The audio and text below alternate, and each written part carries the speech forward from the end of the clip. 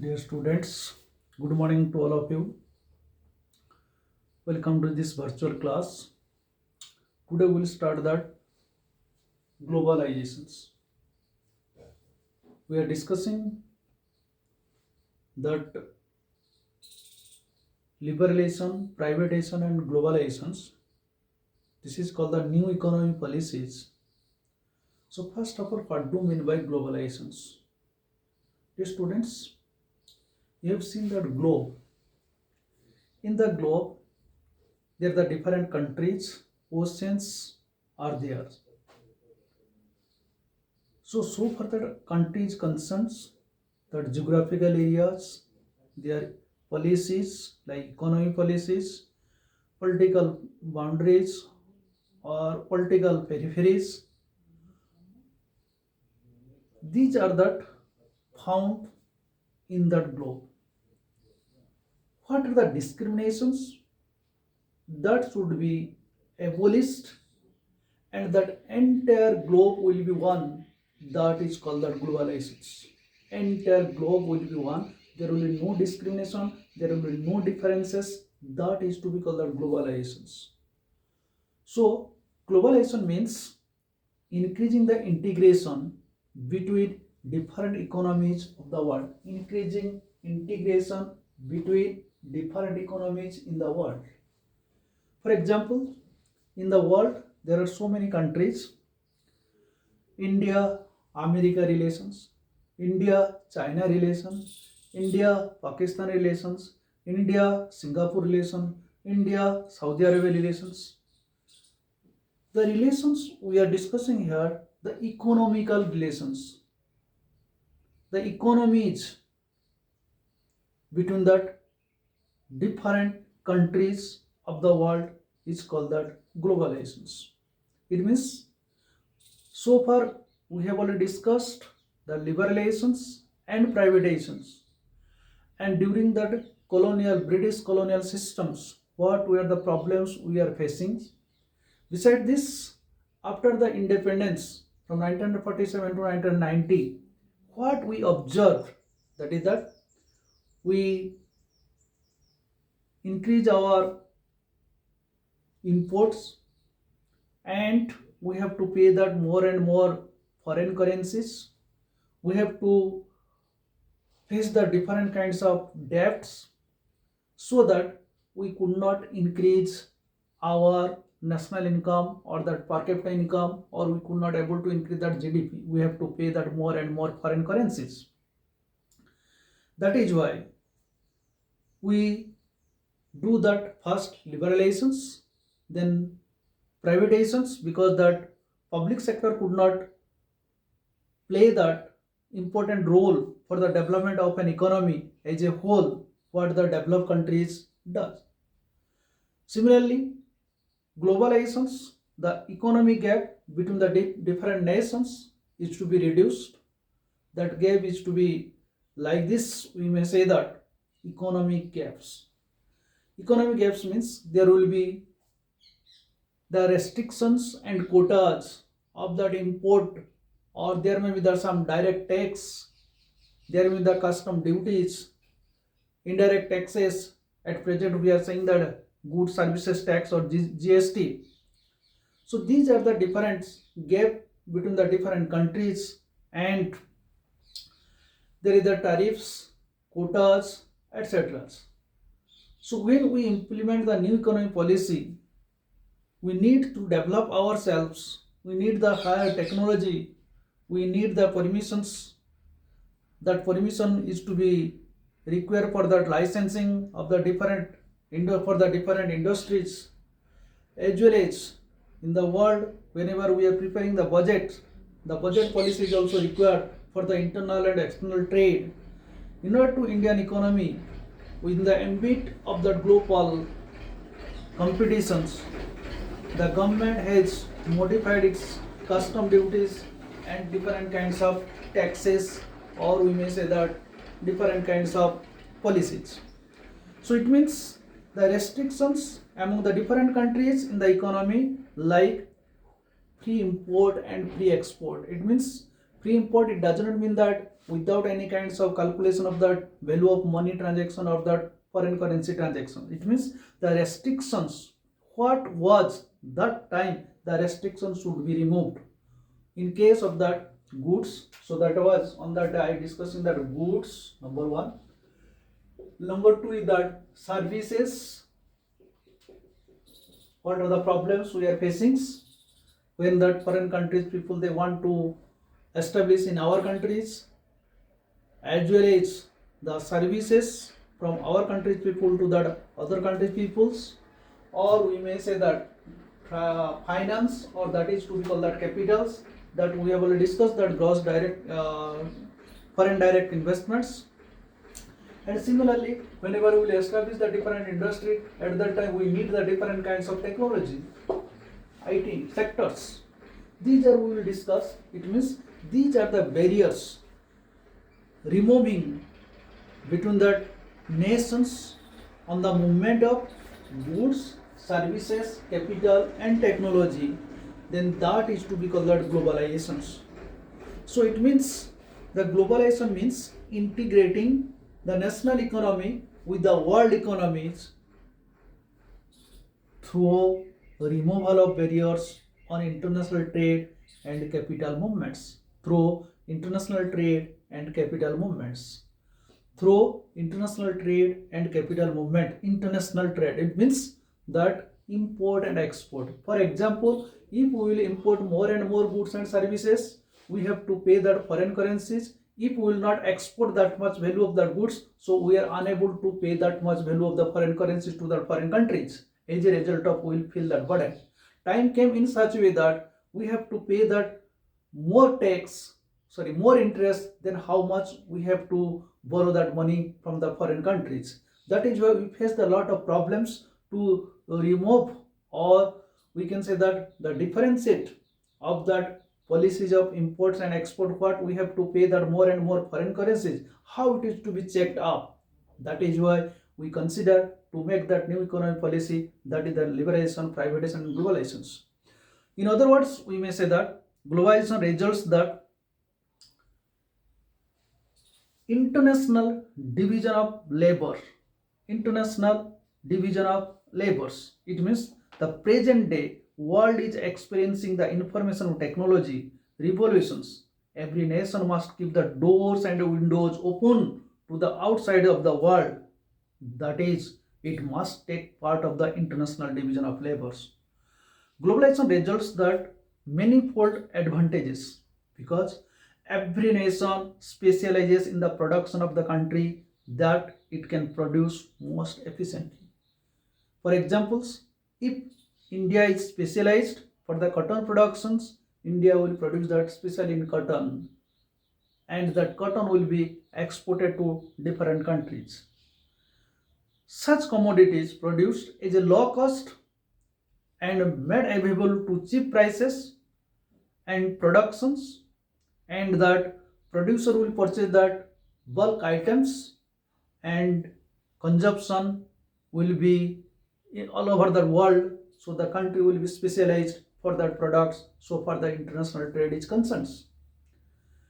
Consumers get access to the commodities produced in any part of the world, so producer can sell their goods throughout the world, and as a result of the technology will spread out. So these are the different policies we have implemented in the 1991, that is new economic policies, or that is called the liberalization and privatization and globalizations. So above all, globalization generally understood to mean integration of economy of the country with the world, mean the integration of economies, different economies in the world. So above all, we can say that this is achieved. That means the globalization is to be achieved by removing all these barriers of the transferring goods, services, capital and technology. That is called the globalizations. However, it is a complex phenomena. It is an outcome of the world in the vicious circles that aim to transfer the world towards the greater interdependence and integrations. Greater interdependence and integration. It means will depend that any other countries, that country who is specialized for that products, quality of the products, and the product must be available at the low cost of productions. That is that we depend on that country, as well as the integration should be improved. It involves the creation of networks and activities and transcending the economies, social and geographical boundaries. In short, globalization aims to create that broadless world. It means there is the no discrimination among the countries, so that is to be called that broadless world. The transcending economies. Remember that word, transcending economies.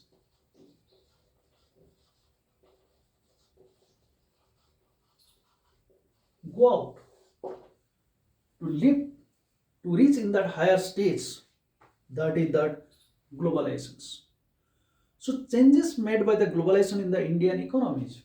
It means when we implement liberalizations, privatizations, and globalizations in the year of 1991. What are the changes we found? That is the changes made by the globalization in the Indian economy. So far, new economic policy is concerned. Whenever we implement that high technology, or there is that much more investments, because before that the investment which was limited. Whenever the foreigners they are interested to invest their money in our own countries, at that time they have to take the permission. There is that some government rules and regulations, so that time the foreigners they are not able to invest their money or capital in our own countries. As a result of, our country could not develop, or our country could not able to establish that more and more industries. There is the less and less employment. That is why we are going to be the backward day by day. So when there is that rules changes, whenever that policy will change, it means the foreigners they can investment directly. That is that FDI, foreign direct investments. It is up to that 51%. 51% of the foreign equity can be investments, and gradually it is increased 51% to it increased that 74% the people of the foreign countries they can invest their capital in our own country. That is also most important changes due to that globalizations. In respect of the foreign technology agreements, automatic permission is provided in high priority industry up to a sum of rupees of that 1 crores. No permission is required for hiring that foreign technicians or for testing that indigenous development technology abroad. It means we can allow to the foreign industrialist or foreign investors to invest their capital without any permission up to that 1 crores. That is also changed. In order to make international adjustment, Indian currency rupee was devalued in 1991 July before we implement that new industrial policy, that is liberalization, privatization, and globalizations. So that is devalued in the year of 1991 approximately 20%. It means it stimulates export and discourages imports and raise the influence of that foreign capitals. So we have already known there is that international trade policy or foreign trade policies, that is import substitutions and export promotions. So whenever we are capable to produce that goods which are imported from that foreign countries, that our domestic entrepreneurs they will get the benefits, and we have already made that different kinds of zone which way the government will help to that industries, or government will provide the different kinds of facilities to this type of industries, those who are ready to export. As a result of we can earn that more and more foreign currencies. So the integrate Indian economy with the world, we made also different kinds of expenditures or revenue which concerned so far that our union budgets. So in the union budgets, whenever it was prepared in the year of 1992-93, Indian rupee is partially convertible and then the rupee was made fully convertible in 93-94 budgets. It means how much this, dear students, it is also your homework. Please listen. You will find out the different currencies name. Suppose USA's currency dollar. Similarly, different countries USA, UK, Japan, France, at least 10 countries name and their currencies and their exchange rate. This is your homework. Please note it. Homework, name of the country,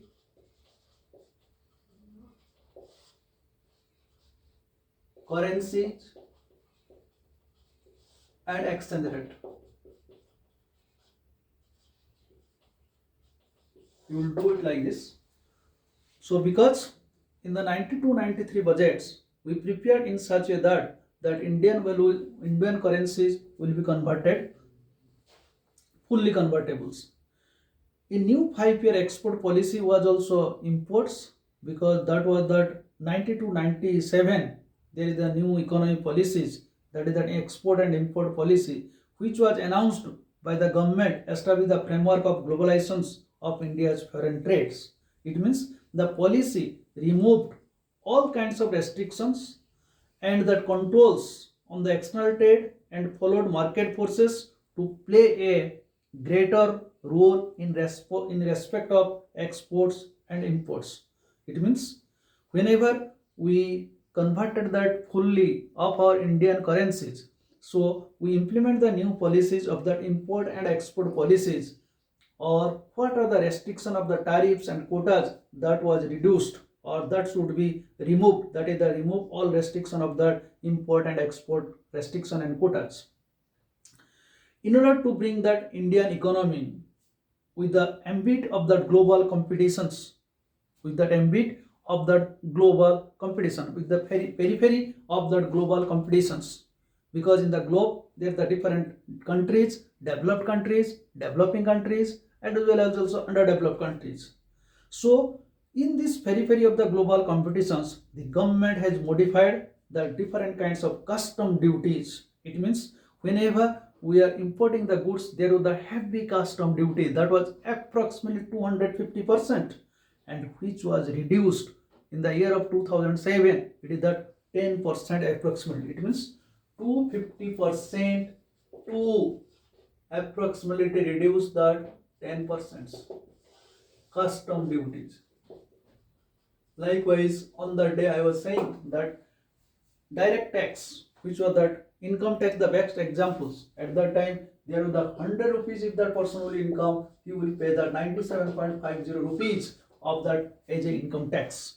So that this is that reductions that modify that custom duties. It means there are some changes made by the globalization of the Indian economy, which way there is that impact of our growth of economy or of our development of economy, which way we can raise our standard of livings, which way we can increase our economic policies, which way we can raise our different variable things, which way we can greater access to the global markets, which way we can implement that advanced technology, which way we can prospect, which way we can prospect future industries, what industry will develop in that different part of the countries.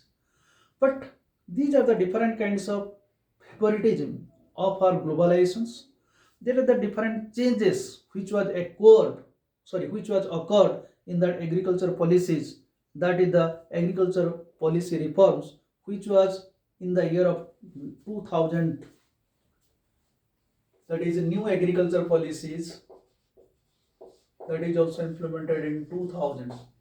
It means the features of new agriculture policy was favorable economic environments for increasing the capital formation in agricultures for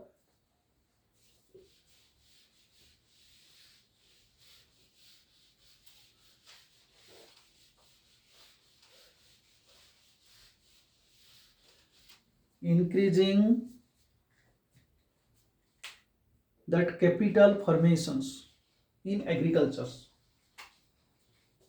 New agriculture policy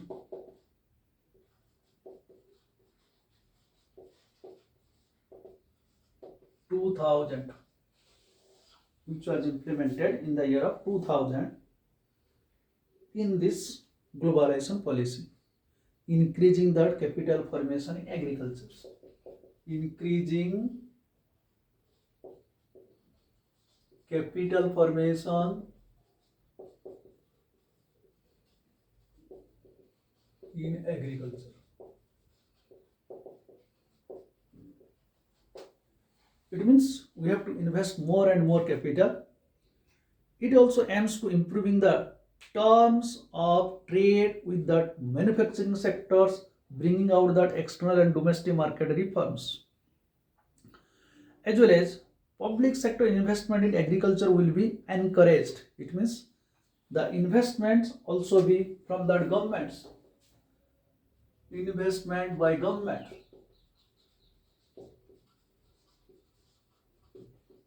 in agriculture. What are the changes we found? That is the sectoral changes. As well as the domestic agriculture market will be liberalized. All controls and regulation that hinder increases the farmers' income will be reviewed. It means as a result of at present time that central government is interested to sell that agriculture products by farmers to any other place, any other states, whenever they will get that more profit or whenever they are ready to sell that at that higher prices. These are the different changes, and restriction on the movement of agricultural commodity throughout the country will be removed. Removal of the selling of the commodities. Removal of restrictions. Selling of commodities. Agricultural goods. That is also policy lays emphasis on creation of favorable economic environment, promote that agriculture exports. Promote agriculture exports. How the farmers they can produce their products and that agriculture goods will be exported. In the field of land reforms, they aims at developing that lease market for increasing the size of holdings. Land reform policy.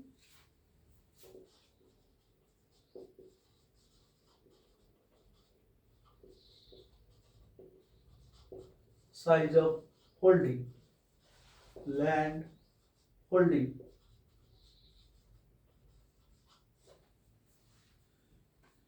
The policy provides permitting that futures trading in all important agriculture products. This will help to minimize that market fluctuation and providing that hedging of risk. That is that hedging of the risk.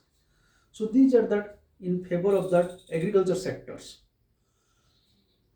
And there are that against of that globalizations, that against that benefits of globalization accrue more to developed countries as they are able to expand their markets in other countries. So globalization compromises the welfare and identity of people belonging to the poor countries, and market driven globalization increases the economic disparities among the nation and the peoples. These are the different kinds of positive and negative traits of the globalizations. Dear students, next we'll start the outsourcings.